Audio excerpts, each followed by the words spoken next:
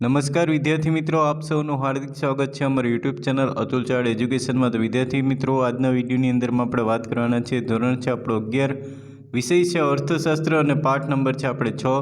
તો તમારી આવનારી પરીક્ષા સબ ઓડિટર અને સબ અકાઉન્ટન્ટની પરીક્ષામાં કેવા મોસ્ટ એમપી પ્રશ્ન પાઠ નંબર 6માંથી પૂછાઈ શકે તેના વિશે આપણે અહીંયા ચર્ચા કરવાના છે। તો વિડીયોના આગળ વધતા પહેલાં વિદ્યાર્થી મિત્રો, જો તમે અમારી ચેનલ ઉપર નવા હો તો પ્લીઝ ચેનલને સબસ્ક્રાઈબ કરી લેજો અને બાજુના બેલ આઇકન પ્રેસ કરી લેજો, જેથી કરીને આવા લેટેસ્ટ વિડીયોના નોટિફિકેશન તમને મળતા રહેશે। અને આ વિદ્યાર્થી મિત્રો, વિડીયો ગમે તો પ્લીઝ લાઇક કરી દેજો અને તમારા મિત્રો સુધી શેર કરી દેજો। તો ચાલો વિદ્યાર્થી મિત્રો, સૌપ્રથમ આપણે પહેલા પ્રશ્નની વાત કરીએ। તો પહેલો પ્રશ્ન છે કે સ્થાન આધારિત બજારના કેટલા પ્રકારો હોય છે? ઓપ્શન એ છે 1, ઓપ્શન બી છે 3, ઓપ્શન સી છે 4 અને ઓપ્શન ડી છે 7। તો જવાબ આવશે આપણો ઓપ્શન એ 1। ત્યાર પછીનો પ્રશ્ન નંબર 2ની વાત કરીએ કે વાહન વ્યવહાર ખર્ચનો અભાવ એ કયા બજારનું લક્ષણ છે? ઓપ્શન એ છે પૂર્ણ હરીફાઈ, ઓપ્શન બી છે ઇજારો, ઓપ્શન સી છે ઇજારાયુક્ત હરીફાઈ અને ઓપ્શન ડી છે અલ્પ હસ્તક ઇજારો। તો જવાબ આવશે આપણો ઓપ્શન એ પૂર્ણ હરીફાઈ। ત્યાર પછીનો પ્રશ્ન છે પ્રશ્ન નંબર 3 કે કિંમત ભેદભાવ કયા બજારનું લક્ષણ છે? ઓપ્શન એ છે પૂર્ણ હરીફાઈ, ઓપ્શન બી છે ઇજારો, ઓપ્શન સી છે ઇજારાયુક્ત હરીફાઈ અને ઓપ્શન ડી છે અલ્પ હસ્તક ઇજારો। તો જવાબ આવશે આપણે ઓપ્શન બી ઇજારો।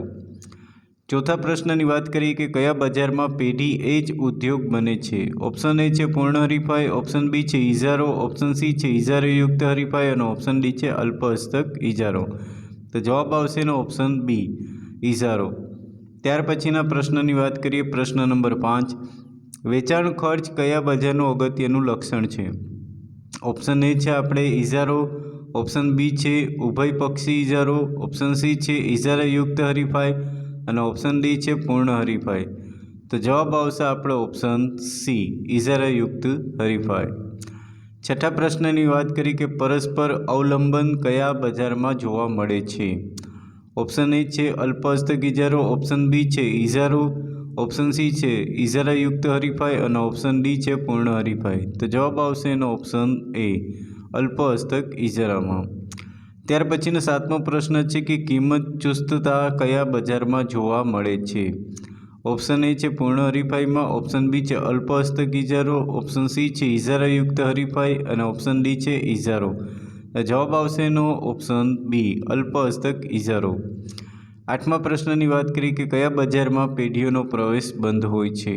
ઓપ્શન એ છે સાદી હરીફાઈ, ઓપ્શન બી છે પૂર્ણ હરીફાઈ, ઓપ્શન સી ઇજારો અને ઓપ્શન ડી છે ઇજારાયુક્ત હરીફાઈ। તો જવાબ આવશે ઓપ્શન સી ઇજારો।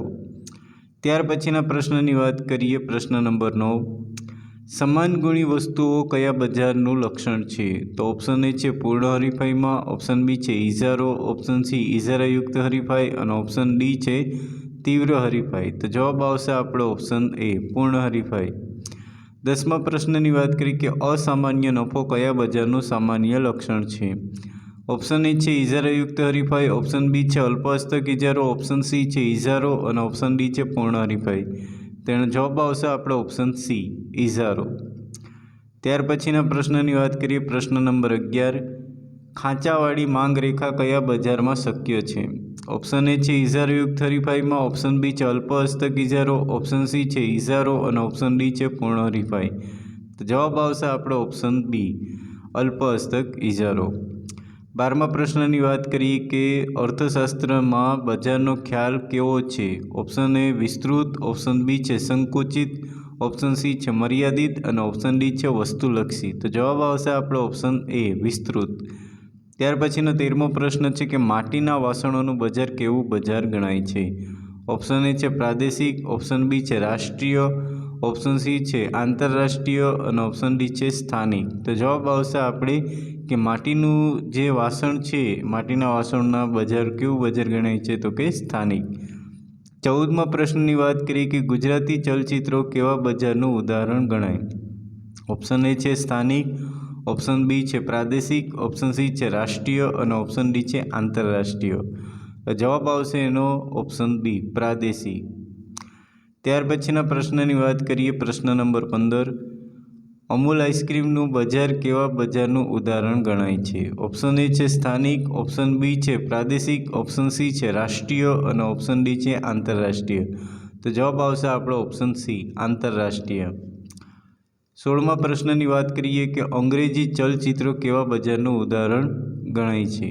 ઓપ્શન એ છે આંતરરાષ્ટ્રીય, ઓપ્શન બી છે રાષ્ટ્રીય, ઓપ્શન સી છે પ્રાદેશિક અને ઓપ્શન ડી છે સ્થાનિક. તો જવાબ આવશે આપણો ઓપ્શન એ આંતરરાષ્ટ્રીય.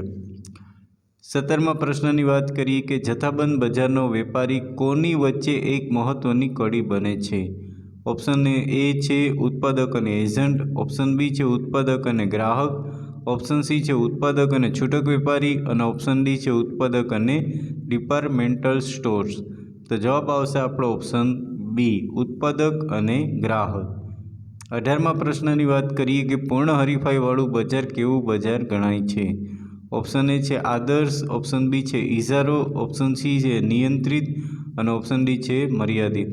તેનો જવાબ આવશે આપણો ઓપ્શન એ આદર્શ. ત્યાર પછીના પ્રશ્નની વાત કરીએ પ્રશ્ન નંબર 19ની. તો પ્રશ્ન નંબર 19 છે અહીંયા કે ખેત ઉત્પાદનનું બજાર એ કેવા પ્રકારના બજારનું ઉદાહરણ ગણાવી શકાય? તો ઓપ્શન એ છે ઇજારો, ઓપ્શન બી છે પૂર્ણ હરીફાઈ, ઓપ્શન સી છે અહીંયા ઇજારાયુક્ત હરીફાઈ અને ઓપ્શન ડી છે અલ્પ હસ્તક ઇજારો. તો જવાબ આવશે આપણે એનો ઓપ્શન બી પૂર્ણ હરીફાઈ. અને ત્યાર પછીનો 20મા પ્રશ્નની વાત કરીએ કે પૂર્ણ હરીફાઈવાળા બજારમાં વસ્તુની કિંમત, વસ્તુની માંગ અને પુરવઠા દ્વારા નક્કી થતી હોવાના કારણે વેચનાર બજારમાં માત્ર શું બની રહી છે? ઓપ્શન એ છે કિંમત નક્કી કરનાર, ઓપ્શન બી કિંમત સ્વીકારનાર, ઓપ્શન સી કિંમત વધારનાર અને ઓપ્શન ડી છે કિંમત સ્થિર કરનાર. તો જવાબ આવશે આપણો ઓપ્શન બી કિંમત સ્વીકારનાર.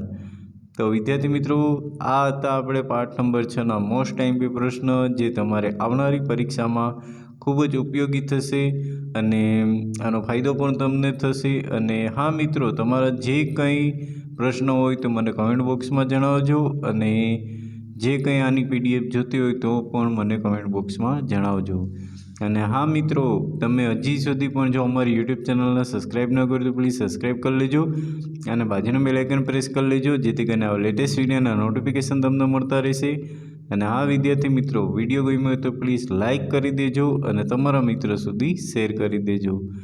તો ફરી મળીશું નવો વિડીયો સાથે. તો દરેક મિત્રોને જય હિન્દ, જય ભારત.